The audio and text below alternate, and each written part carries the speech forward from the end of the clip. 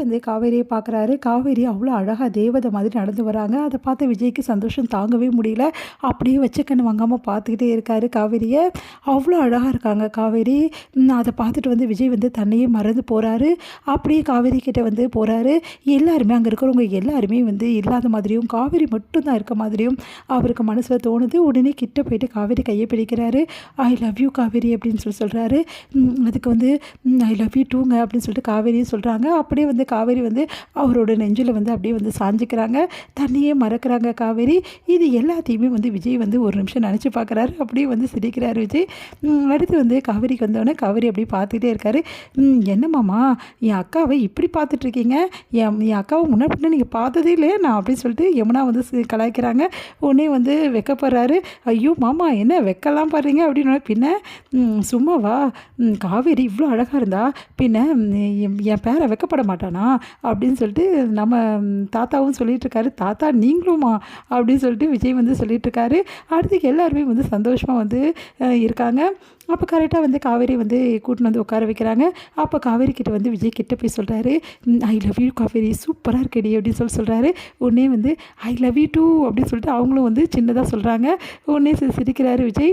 அடுத்து வந்து எல்லாருமே ரொம்ப சந்தோஷமாக வந்து பேசிகிட்டு இருக்காங்க. சரி ஆக வேண்டிய வேலையை பாருங்கள் அப்படின்னு சொன்னோன்னே ஒவ்வொருத்தராக வந்து காவேரிக்கு வந்து எல்லாமே பண்ணணும் அப்படின்னு சொல்லிட்டுருக்காங்க.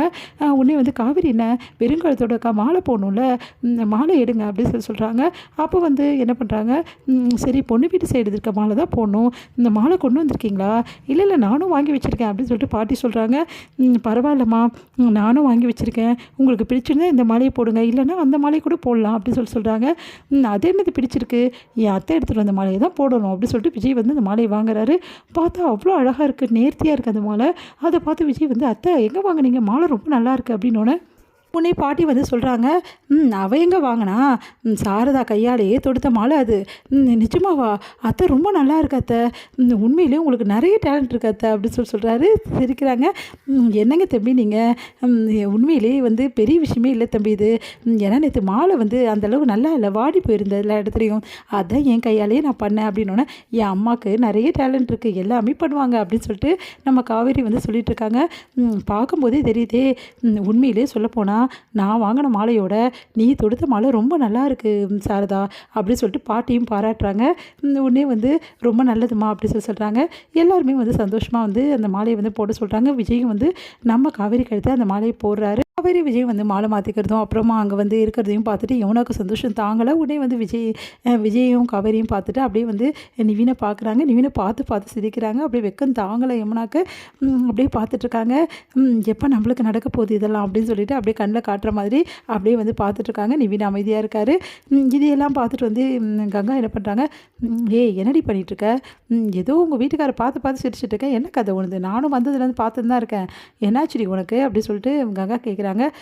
அக்கா என் வீட்டுக்காரை பார்த்து தானே சிரிக்கிறேன், இதில் என்னக்கா தப்பு இருக்குது அப்படின்னோடனே, இல்லடி முன்னாடியெல்லாம் உன் வீட்டுக்காரனையும் அப்படியே வந்து பயங்கரமாக வந்து முறைச்சிப்பீங்க, இப்போ என்னமோ பார்த்து சிரிக்கிறியே அதான் கேட்டேன் அப்படின்னோடனே, ஏங்க்கா நான் சிரிக்கக்கூடாதா, சிரிக்கலாம், நான் அதான் இங்கே தான் பார்த்துன்னு தானே இருக்கேன், நீ ஒரு பக்கம் உன் வீட்டுக்காரை பார்த்து சிரிக்கிற, காவேரி ஒரு பக்கம் உங்கள் புருஷனை பார்த்து சிரிக்கிறா, என்னக்கா மாமா இல்லைன்னு உனக்கு வருத்தமாக இருக்கா, வருத்தம் இருக்காது அடிப்பின்ன, இந்த ஃபங்க்ஷனுக்கு 2 பேரும் ஜோடியாக வந்து நின்று தான் எவ்வளோ நல்லா இருந்திருக்கும், அந்த மனுஷன் எங்கள் என் பேச்சை கேட்டார் அப்படின்னு சொல்லிட்டு அப்படியே பார்த்து மறுக்கிறாங்க. சரி விடுக்கா பார்த்துக்கலாம் அப்படின்னு சொல்லிட்டு யமுனாவும் சொல்கிறாங்க.